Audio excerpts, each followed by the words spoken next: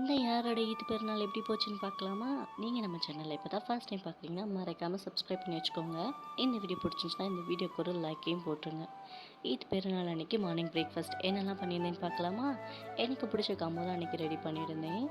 பூரி நல்லா சுட சுட அது கூடவே எனக்கு பிடிச்ச மாதிரி நல்லா ஒரு காரசாரமான ஒரு சிக்கன் கிரேவி. இதோட ரெசிபி கண்டிப்பாக நெக்ஸ்ட் வீடியோவில் ஷேர் பண்ணுறேன். ஒரு தடவையாச்சும் இந்த காம்போவை ட்ரை பண்ணி பாருங்கள். டேஸ்ட் சாப்பிட்றதுக்கு அவ்வளோ சூப்பராக இருக்கும். அது கூடவே நெய்பர்ஸ்க்கெலாம் கொடுக்கறதுக்காண்டி பாயசம் தான் ரெடி பண்ணியிருந்தேன். இந்த தடவை குவான்டிட்டி கொஞ்சம் அதிகமாகவே பண்ணியிருந்தேன்.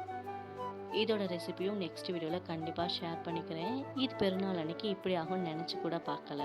ஈத் அன்னைக்கு ஆலமுக்கு பயங்கரமான ஃபீவர் வந்துடுச்சு. நாள் தான் ஆலங்கட்டி மழை பெஞ்சிச்சு. மறுநாள் வந்துட்டு ஈத். அதனால ஆலமை வந்துட்டு வெள்ளனமாக எழுப்பி குளிக்க வச்சு ஈத் பெருநாளுடைய தொழுகைக்கு வந்து ரெடி பண்ணி அனுப்பிட்டேன். பிள்ளைக்கு அந்த ஏர்லியராக எந்திரிச்சு குளித்தது செட் ஆகலை. அதனால ஃபீவர் வந்துடுச்சு. வீட்டுக்கு வந்தோடனே பேராசிட்டமால்லாம் கொடுத்து படுக்க போட்டாச்சு. ரொம்ப நசன்னு அழுதுகிட்டே தான் இருந்தார். அது மட்டும் இல்லை, அன்னைக்கு மார்னிங் பயங்கரமான வெயில் கொளுத்தி விட்டுருச்சு. அப்படியே அதுக்கு ஆப்போசிட்டாக சடனாக ஆஃப்டர்நூன் போல் பயங்கரமான ஆலங்கட்டி மழை அப்படியே இருட்டு கட்டிக்கிட்டு அடித்து ஊற்றிட்டே இருந்துச்சு. லஞ்சுக்கு கூட வெளியே தான் போகலாம் அப்படின்னு பிளான் பண்ணியிருந்தோம். சரி, இந்த மழை வந்தனால அதை ஸ்கிப் பண்ணிவிட்டு வீட்டில் தான் பார்சல் வாங்கி சாப்பிட்ருந்தோம்.